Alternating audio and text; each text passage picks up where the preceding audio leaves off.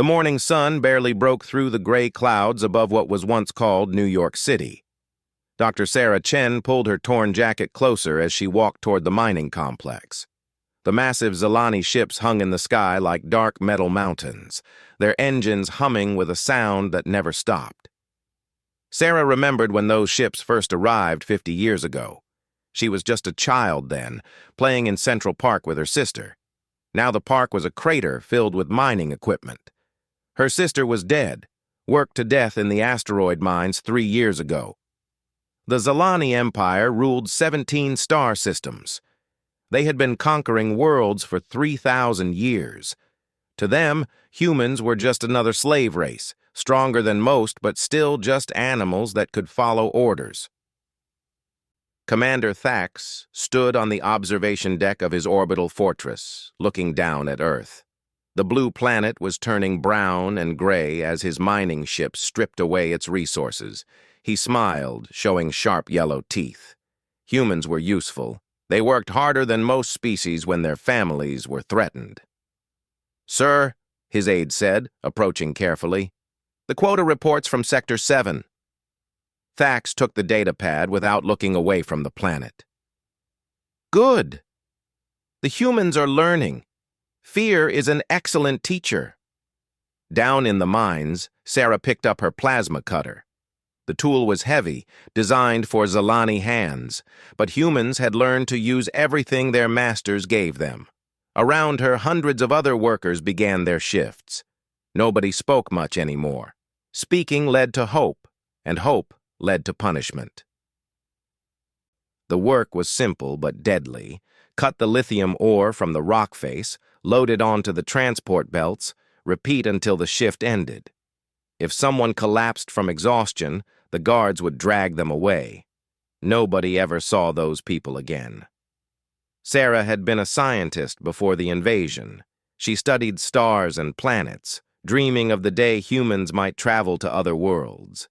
Now she knew there were other worlds, and they were all under Zalani control. "Chen!" a guard called out. Sarah looked up. The Zalani was tall and thin with gray skin and 4 arms. Like all of his species, he wore the black uniform of the occupation forces. "Yes, sir?" "Your production was down yesterday. Explain." Sarah's heart raced, but she kept her voice steady. "The equipment was malfunctioning, sir. I reported it to the maintenance team." The guard stared at her with his large black eyes. "Equipment doesn't malfunction. Workers are lazy. You will work a double shift today." "Yes, sir." Sarah returned to her cutting.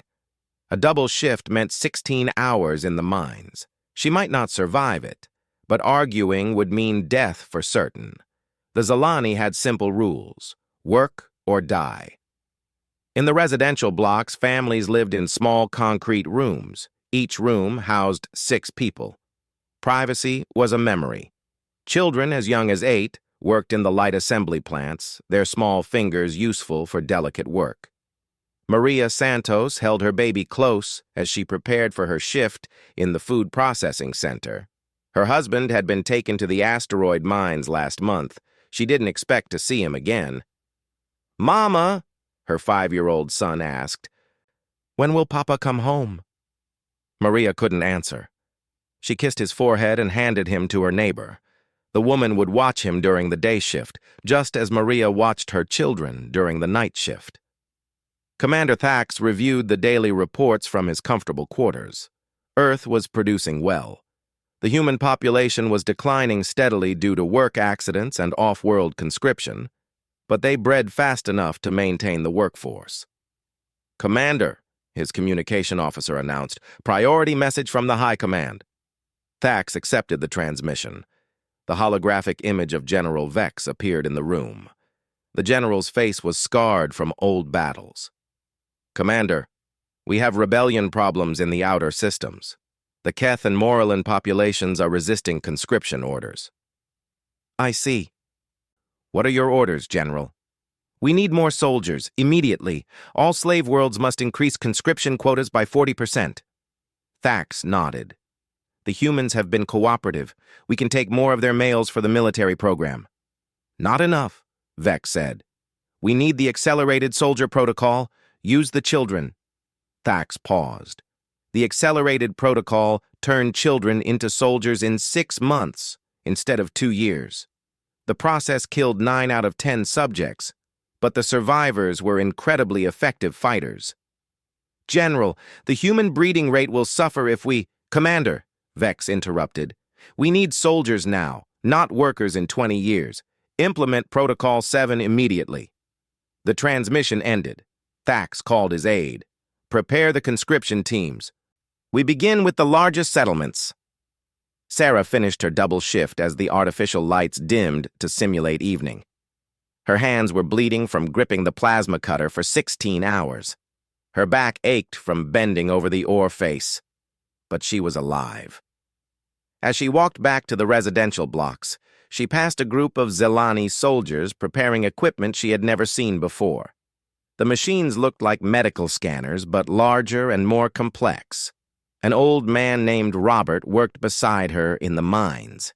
He had been a soldier before the invasion, one of the few survivors of humanity's brief and hopeless war against the Zelani fleet.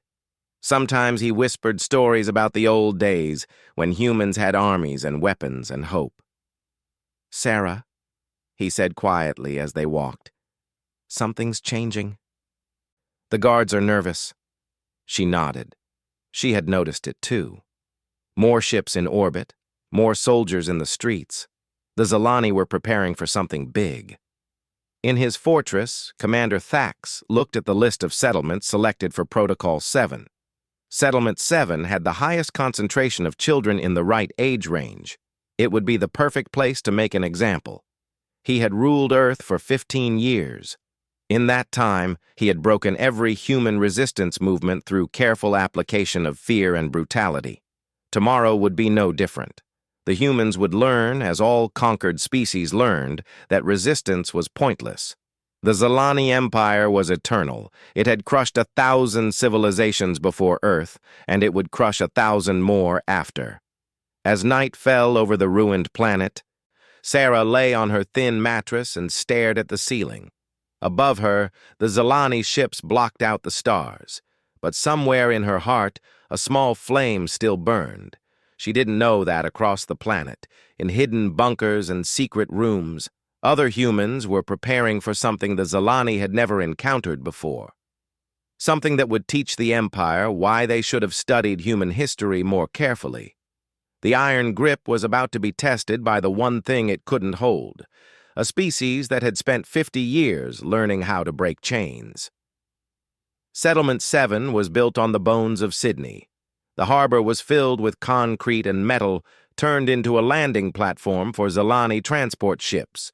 Where the Opera House once stood, gray buildings housed 15,000 humans. Commander Thax's dropship landed at dawn. He stepped out into the morning air, breathing the smell of fear and desperation that hung over every human settlement. Behind him came 50 soldiers and the scanning equipment for Protocol 7. The settlement supervisor, a nervous Zelani officer named Crix, met them at the landing platform. Commander, we have prepared the assembly area as requested. All children between ages 8 and 16 are ready for processing. Thax nodded. How many? 2,412, sir. Excellent. Begin the scans. In the residential blocks, parents held their children close. They had heard rumors about Protocol 7. Nobody knew exactly what it meant, but everyone understood it was worse than the regular conscription. Elena Rodriguez clutched her 12-year-old daughter's hand. Stay close to me, Maria. Whatever happens, stay close. The girl nodded, trying to be brave.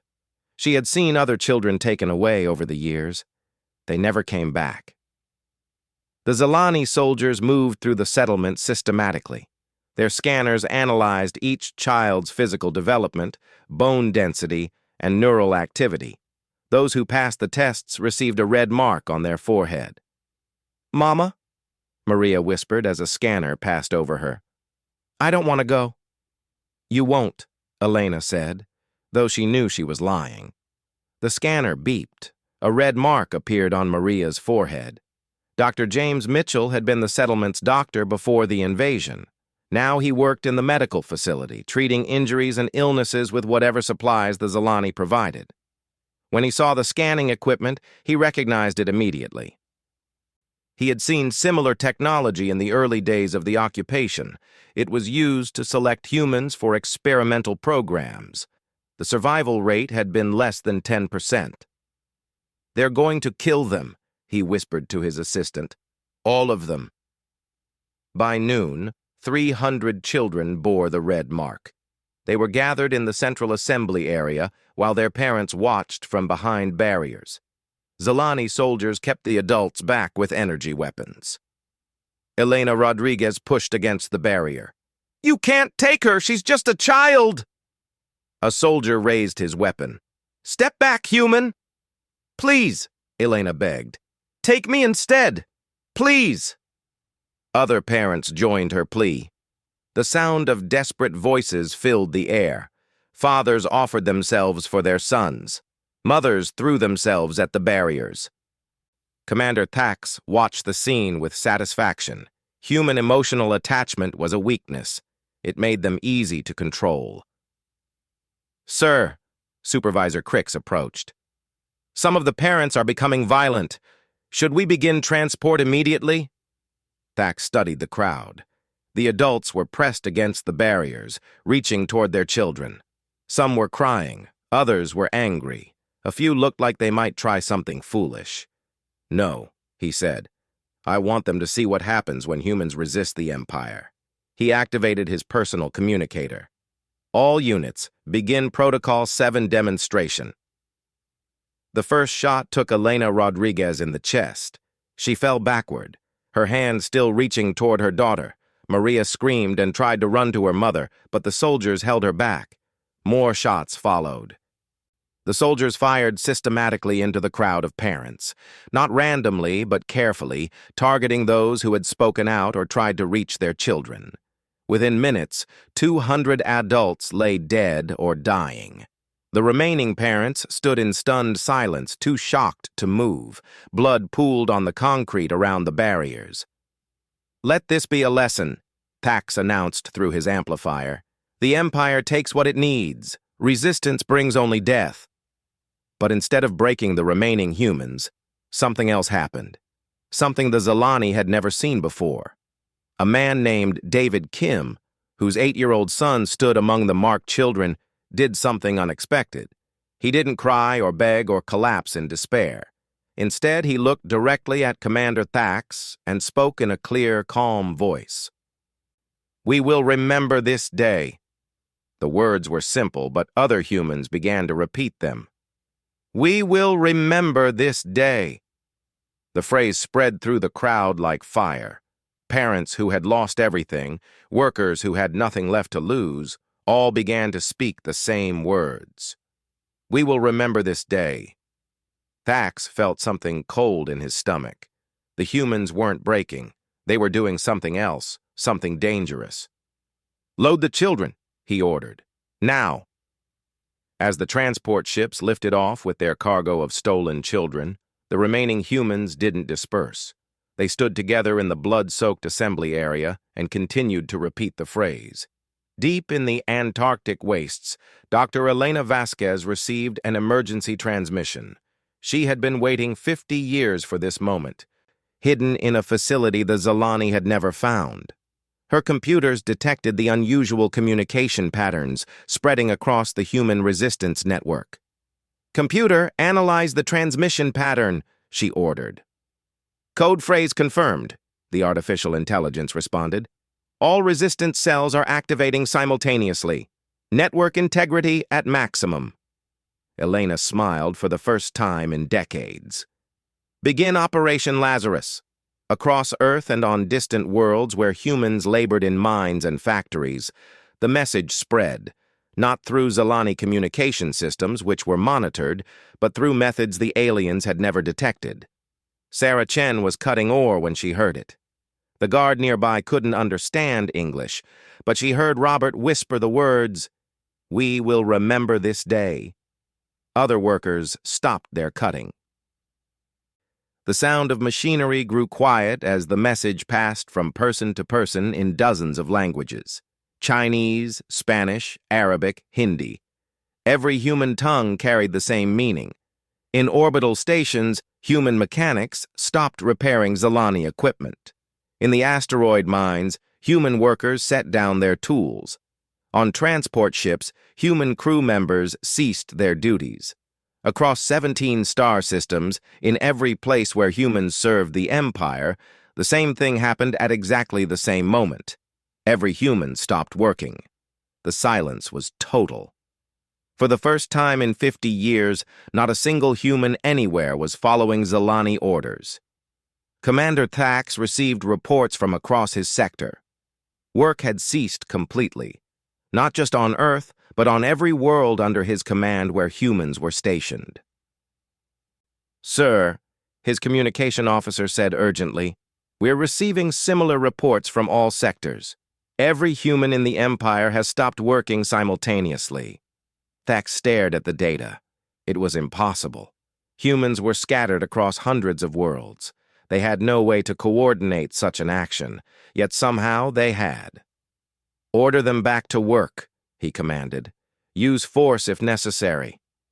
But when the guards tried to force the humans back to their duties, they encountered something else unexpected. The humans didn't fight back, but they didn't obey either.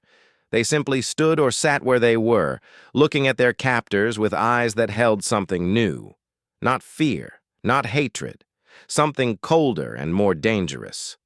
In Settlement 7, the survivors still stood in the assembly area as night fell. They had been there for hours, still repeating the phrase.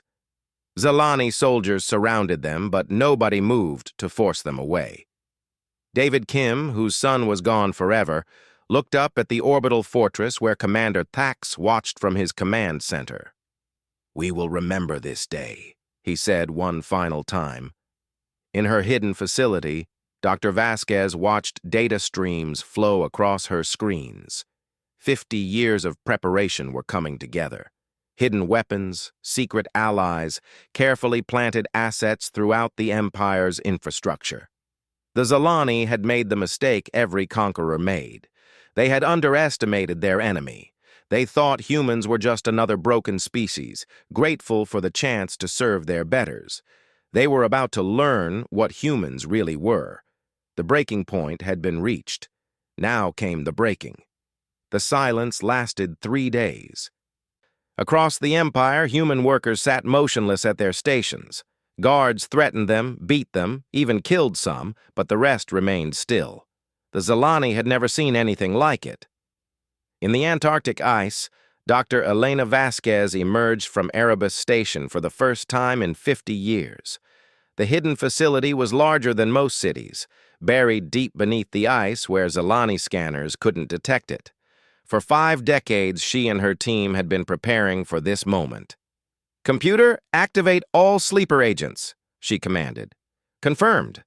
Activating 237,000 assets across all Empire sectors." Sarah Chen stood in the mining complex where she had worked for 15 years. Around her, thousands of humans waited in perfect silence. The guards paced nervously. Their weapons ready but useless against an enemy that wouldn't fight. Then something changed. Sarah felt a vibration in her chest, too low to hear but strong enough to feel. Other humans felt it too.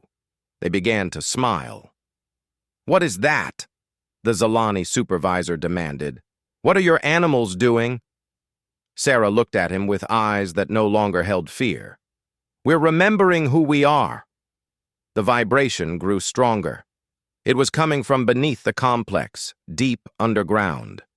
The Zalani had never bothered to scan below their facilities. They assumed humans lacked the technology to build anything significant. They were wrong. Robert, the old soldier who worked beside Sarah, reached into his jacket. He pulled out a small device that looked like a broken piece of mining equipment, but when he pressed a sequence of buttons, it began to glow. "Sarah," he said quietly, "it's time to go home." Similar scenes played out in human settlements across the galaxy. Workers who had seemed broken and defeated suddenly revealed hidden equipment, secret knowledge, and most importantly, a level of organization the Zalani had never suspected. In the asteroid mines, Maria Santos's husband Carlos had been working for 18 months. The Zalani thought he was just another slave laborer. They didn't know he was a former Special Forces operator who had been mapping their entire facility. "All units, this is Lazarus Command," came a voice over his concealed communicator. "Phase 2 is now active." Carlos smiled. He reached for what looked like a maintenance tool, but was actually a plasma torch designed for cutting through Zalani hull metal. Around him, a dozen other slaves did the same. The mining station's shields went down 3 minutes later. Commander Thax stood in his command center, staring at reports that made no sense. Human workers weren't just refusing to work anymore. They were actively dismantling Zalani equipment with impossible efficiency. "How do they know our systems?" he demanded. "These are primitive animals." His chief engineer, Vex, pulled up a technical analysis. "Sir, they're not just dismantling our equipment. They're modifying it. Look at this." The display showed a Zalani power core that had been completely redesigned. The modifications were so advanced that Vex couldn't understand how they worked. "This is better than our original design," he admitted. "The power output is 30% higher and it's more stable. How is this possible?" The answer was simple, though the Zalani couldn't see it. Humans had been studying their technology for 50 years. Every human who worked on Zalani equipment was actually a spy, learning and reporting back to the hidden network. Dr. Vasquez walked through the corridors of Erebus Station, past laboratories filled with impossible technology. Her team had taken captured Zalani devices and improved them in ways their creators never imagined. "Dr. Chen," she said into her communicator, "are you ready to come home?" Thousands of miles away, Sarah heard the voice through a hidden receiver built into her tooth. "Ready, Director." "Then let's show them what we've learned." The mining complex erupted in controlled chaos. Humans who had seemed weak and beaten suddenly moved with military precision. They didn't attack the guards directly. Instead, they simply made them irrelevant. Every door lock was reprogrammed. Every security system was turned against its operators. Every communication device began broadcasting human voices instead of Zalani orders. Sarah led a group of workers toward the facility's main computer core. The guards tried to stop them, but found their weapons wouldn't fire. Their armor's power systems had been disabled by humans who understood the technology better than its creators. "Impossible," the facility supervisor whispered as he watched his own machines turn against him. "You're just slaves, just animals." "No," Sarah said calmly as she accessed the main computer with codes she had memorized years ago. "We're engineers, we're soldiers, we're scientists. We've been pretending to be slaves because it was the only way to learn your weaknesses." She entered the final command sequence. Throughout the facility, blast doors sealed the Zalani in their command centers, while humans took control of every essential system. Similar victories occurred across the Empire. Humans who had been dismissed as labor suddenly revealed themselves as highly trained operatives. Every important Zalani facility found itself controlled by the very slaves who had built and maintained it. But the real surprise came when the first human ships appeared. They emerged from the ice of Antarctica, from hidden bases on the moon, from asteroid facilities the Zalani had thought were empty, sleek vessels that combined captured Zalani technology with human innovation. Commander Thax stared at the tactical display as 20 human ships surrounded his orbital fortress. They were fast, heavily armed, and using technology he recognized but couldn't understand. "How do they have spaceships?" he demanded. The answer came over his communication system in perfect Zalani language. "Because we've been building them for 50 years, using your own resources. Every ship you sent to Earth contributed materials to our fleet." The voice belonged to Dr. Vasquez. "Commander Thax, this is Director Vasquez of the Terran Liberation Front. You have exactly 1 hour to surrender your station and all personnel under your command." "You're bluffing," Thax snarled. "Humans have no space technology. You're primitives." "Are we?" The display screens around his command center flickered and changed. They now showed Earth as it had been before the invasion: blue oceans, green continents, cities full of life and hope. 50 years ago, you destroyed our civilization, but civilizations aren't just buildings and governments. They're knowledge, culture, and the will to survive. We've spent 5 decades rebuilding all of that, while you thought we were just digging holes in the ground. More human ships appeared on the sensors. They came from directions that should have been empty space, using stealth technology that made Zilani sensors useless. "Your people call us animals," Vasquez continued, "but animals adapt to survive. We've been adapting to you." The truth was devastating for the Zilani to understand. Every human they had enslaved was actually a researcher, learning Zilani technology and culture. Every mine they had forced humans to dig contained hidden facilities. Every transport ship that carried human slaves also carried human spies to other worlds. "Director," came a transmission from across the galaxy. "This is Captain Morrison, Asteroid Mining Facility Kepler 7. We have control of the station and its fleet." "Acknowledged," Vasquez replied. "Captain Santos, what's your status on the orbital refineries?" "All secured, Director. The Zilani personnel are confined but unharmed." Reports flowed in from across the Empire. Human slaves were revealing themselves as coordinated military units. Facilities that had operated for decades suddenly found themselves under new management. The scope was impossible to comprehend. Humans hadn't just been enduring their slavery. They had been using it to position themselves throughout the entire empire. Commander Thax finally understood what he was facing. This wasn't a slave rebellion. It was a military operation that had been planned for 50 years by a species that thought in terms of generations rather than seasons. "What do you want?" he asked.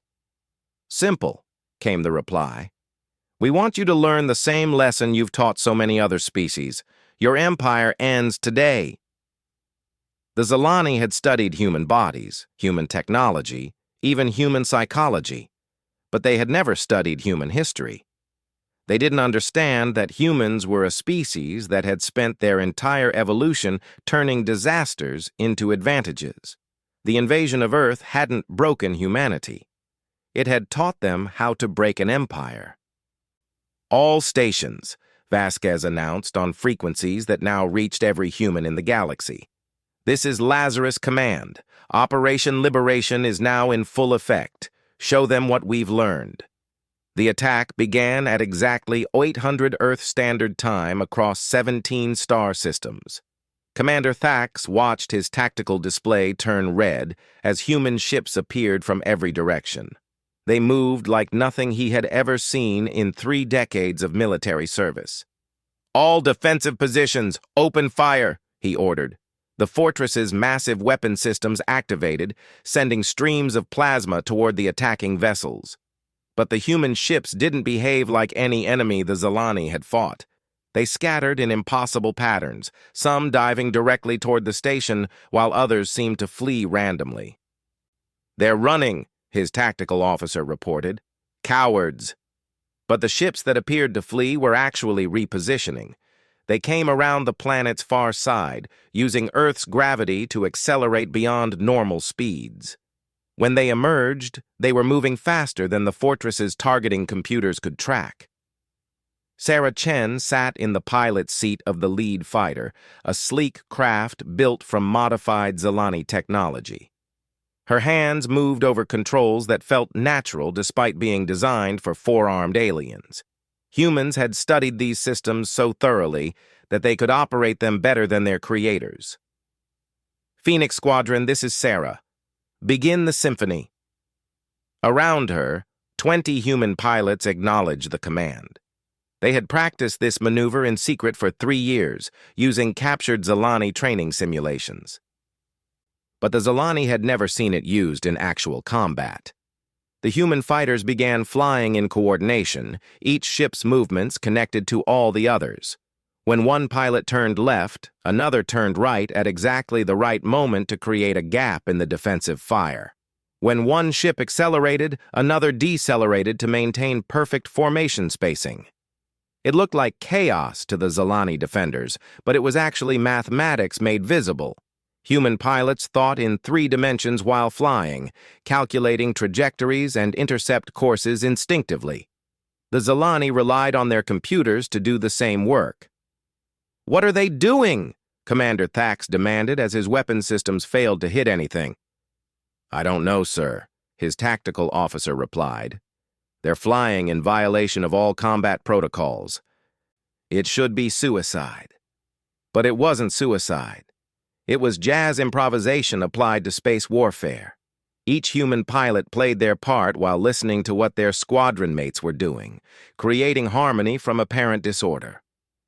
The first human fighter reached the fortress's hull and did something that made the Zilani freeze in horror. Instead of firing weapons or attempting to breach the armor, the pilot simply flew directly into the station's hangar bay. "Collision alert!" the tactical officer shouted. But there was no collision. At the last possible moment, the human fighter deployed what looked like a Zilani boarding pod. It attached to the hangar bay's airlock with perfect precision. Inside the pod, former mining engineer Robert Chen, Sarah's uncle, smiled as he prepared his equipment. He wasn't carrying weapons. He was carrying tools designed to interface directly with Zilani computer systems. "Lazarus Command, this is Uncle Robert. I'm in the kitchen. Time to cook." 3 minutes later, the fortress's defensive systems began shutting down one by one. Not destroyed or damaged, but simply turned off by someone who understood their programming better than their operators. The same scenario played out across the Empire. Human forces didn't destroy Zilani installations. They simply took control of them. Every system, every ship, every weapon had been maintained by human slaves for decades. Those slaves knew every password, every weakness, every hidden access route. Captain Maria Santos led the assault on mining station Kepler 7 in the Vega system. Her ship was a modified Zilani cruiser that had been lost in an asteroid field 2 years earlier. The Zilani thought space debris had destroyed it. In reality, human engineers had been rebuilding it ever since. "All sections report ready," her tactical officer announced. "Begin the demonstration," Maria ordered. The station's Zilani commander watched in disbelief as his own defensive platforms turned their weapons away from the attacking humans and toward his command center. "What's happening?" he demanded. His human maintenance chief, who had worked on the station for 8 years, stepped forward. "We're showing you something, sir. Every system on this station was built with human labor. Every component was installed by human hands. Every program was debugged by human technicians." The chief entered a command sequence on his tablet. Throughout the station, blast doors sealed Zilani personnel in their quarters while humans took control of essential systems.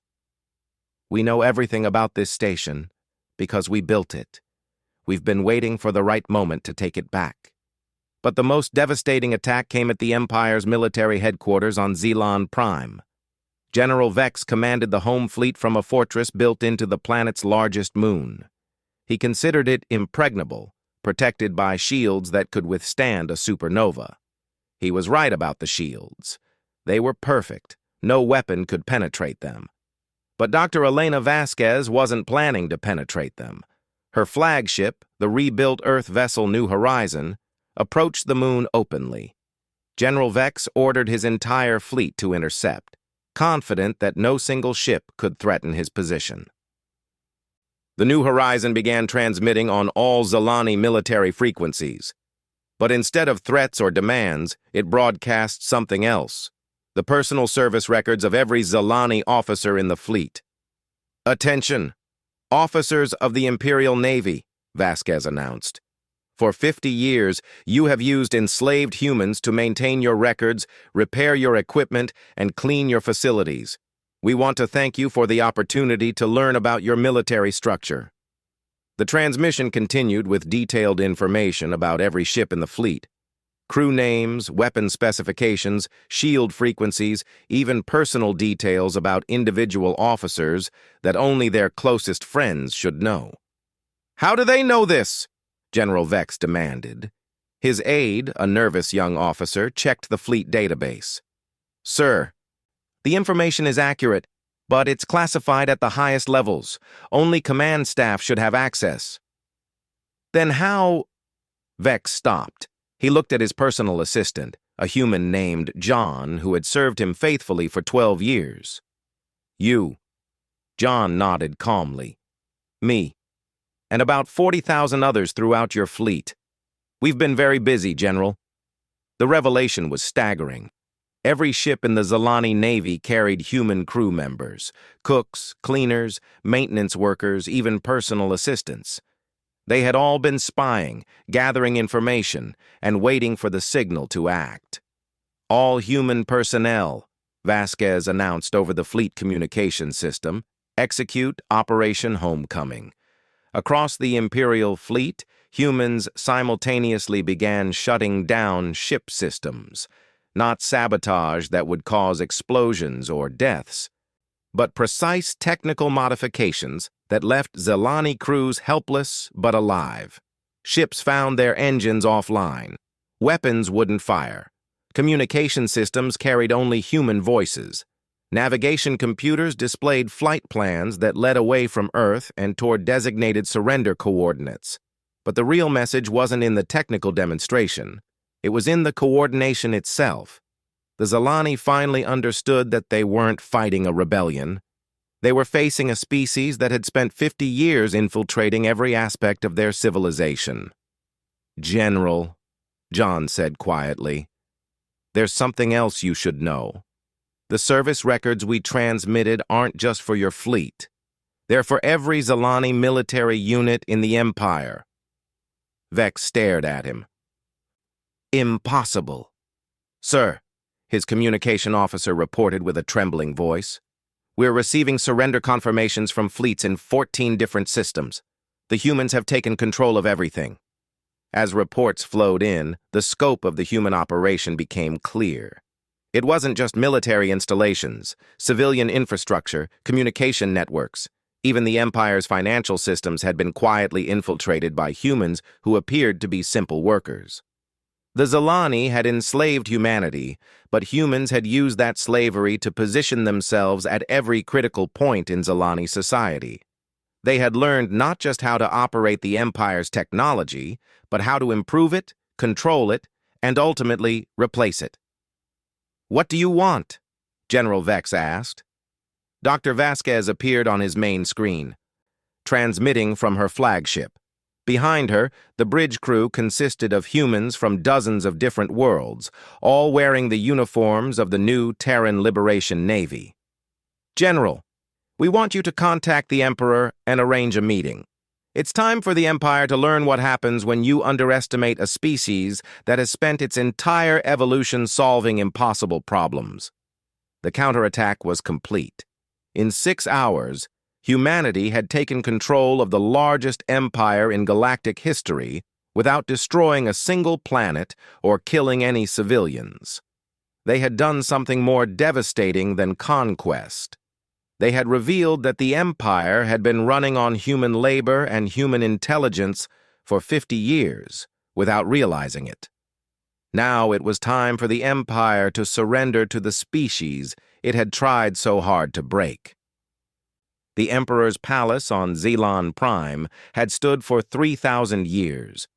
Built from the wealth of conquered worlds, it rose from the planet's surface like a crystal mountain. Emperor Kethax had ruled from its throne for 2 centuries, believing himself to be the master of 17 star systems. Now he stared at the holographic display showing the complete collapse of his empire. Every fleet under human control. Every major installation captured or surrendered. His armies hadn't been destroyed, They had simply been made irrelevant. "Majesty," his advisor whispered, "the humans are requesting a meeting." Kethax laughed bitterly. "Requesting? They control my entire empire. They're not requesting anything." The throne room doors opened without command. Dr. Elena Vasquez walked in, flanked by two humans in simple uniforms. She moved calmly, showing no fear of the dozens of Imperial guards surrounding them. "Your Majesty," she said with a slight nod, "I am Director Vasquez of the Terran Coalition. We need to discuss terms." "Terms?" Kethax stood from his throne. "You've already taken everything. What terms are left to discuss?" "The terms of your surrender and exile, the future of your people, the reconstruction of the galaxy." Behind Vasquez, holographic images appeared in the air. They showed scenes from across the former empire. Zalani military personnel sitting peacefully in temporary camps. Civilian populations continuing their daily lives under human protection. No massacres, no revenge killings. "We're not here for vengeance," Vasquez explained. "We're here to end an empire that should have died centuries ago." Emperor Kethax gestured to his guards. They raised their weapons, but nothing happened. Their power cells had been drained hours earlier by human technicians who maintained the palace systems. "Even here," Vasquez noted, "in your most secure facility, you relied on human labor. The guards who protected you, the technicians who maintained your life support, even the cooks who prepared your food. All human, all working for us." A new figure entered the throne room. Sarah Chen walked forward, no longer wearing the dirty clothes of a mining slave. She wore the clean uniform of a coalition officer, with insignia marking her as Director of Planetary Liberation. "Your Majesty," Sarah said, "do you remember Settlement 7? Kethax's expression darkened. "The disciplinary action? What of it? You killed 300 parents to make an example. You stole their children for your soldier program." Sarah's voice remained calm, but her eyes held something cold and final. "We remember.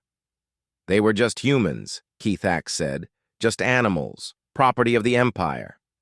"No," Sarah replied.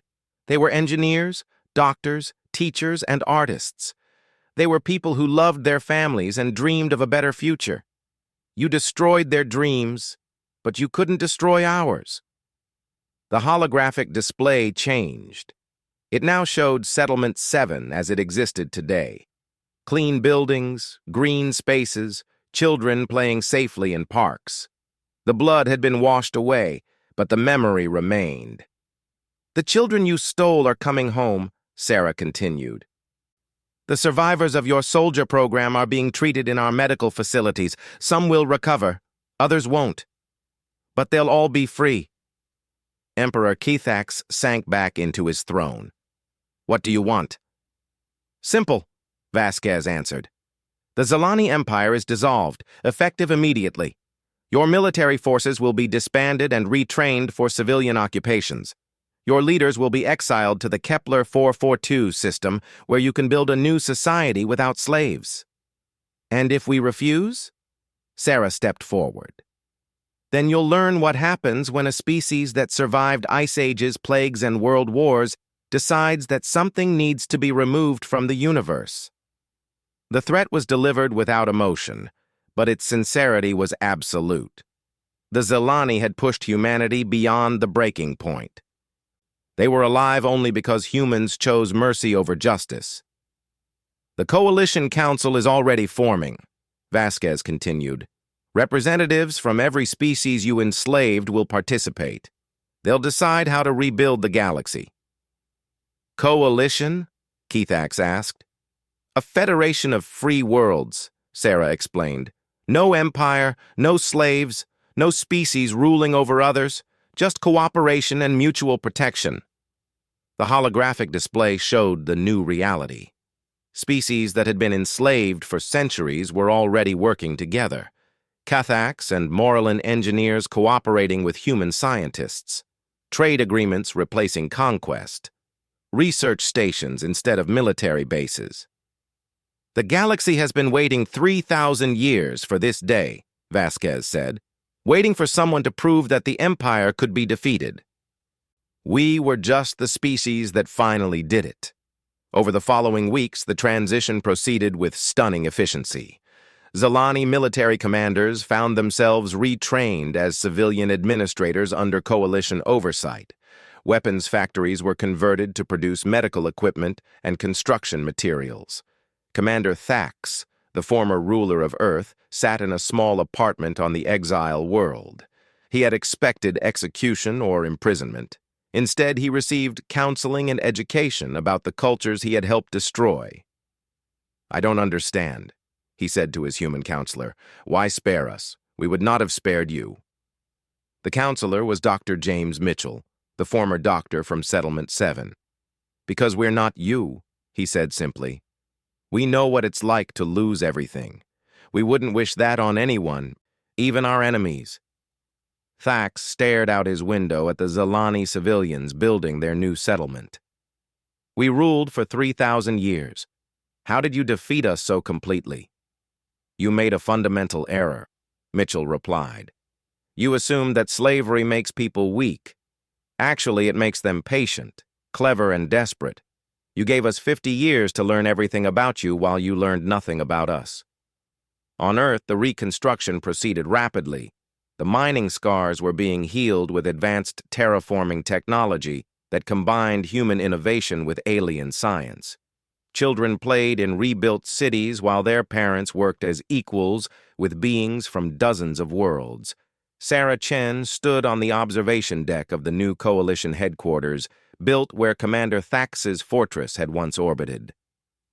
Through the windows, she could see ships from across the galaxy arriving and departing in peace.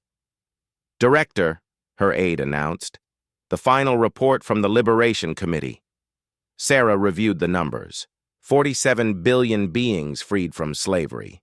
300 worlds returned to their original inhabitants. 800 prison camps converted to schools and hospitals. But the most important number was 0. 0 revenge killings. 0 war crimes tribunals for defeated Zalani. 0 repetition of the Empire's cruelty. "Humanity had a choice," she had told the First Coalition Assembly. "We could become the new empire, ruling through fear like our former masters. Or we could prove that a better way was possible." Dr. Vasquez joined her at the window. "Any regrets about how we handled the transition?" "None," Sarah replied. "We showed the galaxy something it had never seen before. That strength doesn't require cruelty. That victory doesn't require revenge." 10 years later, the galaxy was unrecognizable. Former slave worlds had become centers of learning and culture. The Zalani exile worlds sent their first ambassador to the Coalition Council, requesting membership as equals rather than conquerors. Trade routes that had once carried stolen resources now carried art, literature, and scientific discoveries. Species that had been enemies for millennia learned to work together when they were no longer fighting over scraps from the Empire's table. Commander Thax, now an old male learning to read human poetry in his rehabilitation program, often thought about the day everything changed. The massacre at Settlement 7 had been intended to break human resistance forever. Instead, it had awakened something the Zalani should have studied more carefully. A species that responded to overwhelming odds not with surrender, but with patient, methodical, absolute determination to solve the problem. "We thought they were animals," he wrote in his journal. "We were wrong. They are engineers. And we had become their most important project.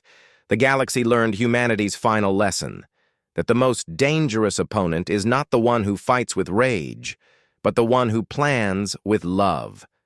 Love for their children, their families, their future, and eventually even for their enemies.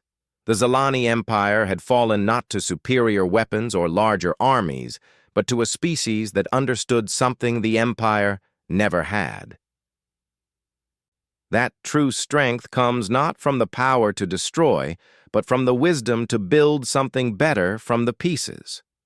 Earth turned in its orbit, blue and green and alive. In the distance, ships bearing the coalition flag carried not conquerors, but teachers, healers, and friends to worlds that had forgotten what peace looked like. Humanity had kept its promise. They had remembered the day everything changed, and they had made sure it never happened again.